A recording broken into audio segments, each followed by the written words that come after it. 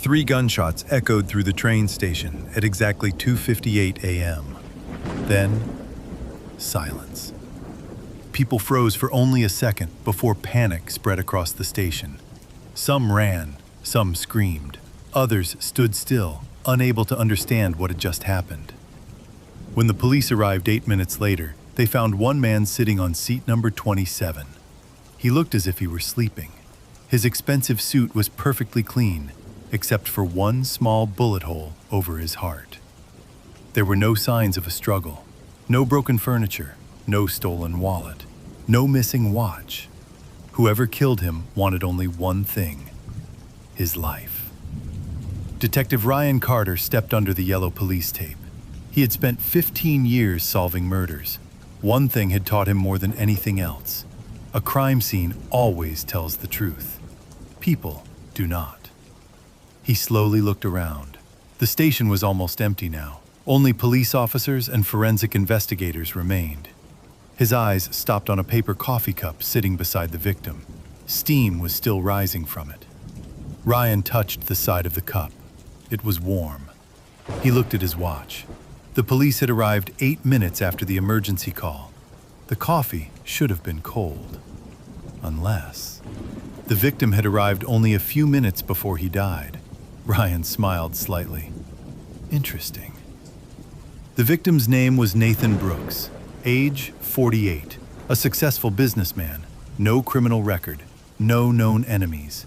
At least, that was what the first report said. Ryan never trusted first reports. A forensic officer walked toward him, carrying a black leather bag. It was next to the victim. Ryan opened it. Empty. No papers, no laptop, no phone charger, nothing. Just an empty bag. He looked closer. Inside the lining was a small tear.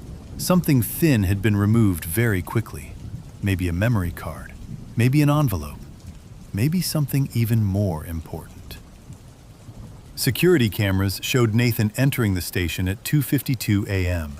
He bought a coffee, sat on seat 27, checked an old silver pocket watch, then waited. Exactly 1 minute later, a man wearing a gray coat and a dark cap walked toward him. The two men spoke for less than 10 seconds. The stranger walked away. 30 seconds later, Nathan was dead. Ryan replayed the video again and again. Something bothered him. The camera looking directly at seat 27 suddenly froze for exactly 4 seconds. Then it started working again. That wasn't an accident, Ryan whispered. Someone planned this. The next morning, new information arrived. 2 hours before Nathan died, $5 million had been transferred from his company account. The money did not go to another business. It went to a bank account that had been closed 12 years earlier.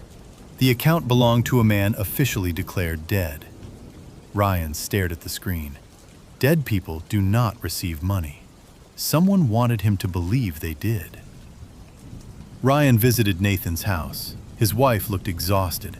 She answered every question calmly. Then she said something strange. For the last week, Nathan kept saying the same sentence. Ryan looked up. What sentence? She took a deep breath. If I'm late tonight, don't open the door for anyone. Did he tell you why? She slowly shook her head. He only said, some doors should never be opened. Ryan searched Nathan's office. Everything was perfectly organized. Too perfect. Books were arranged by size. Pens were lined up. Every file was labeled. Then one book caught his attention. It was slightly out of place. He pulled it from the shelf. Behind it was a hidden compartment. Empty.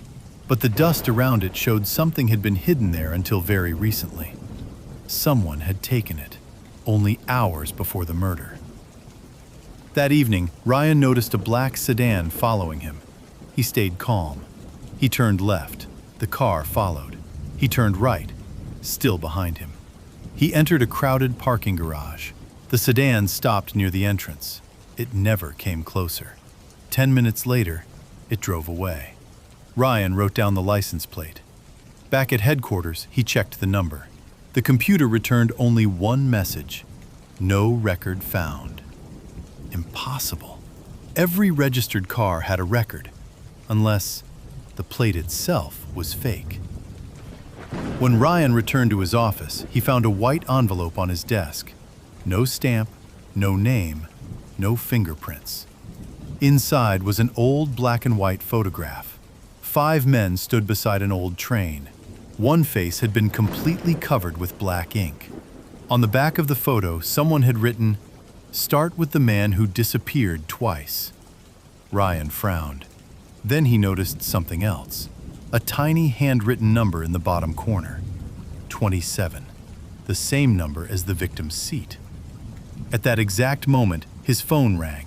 Unknown caller. He answered. A calm male voice spoke only one sentence.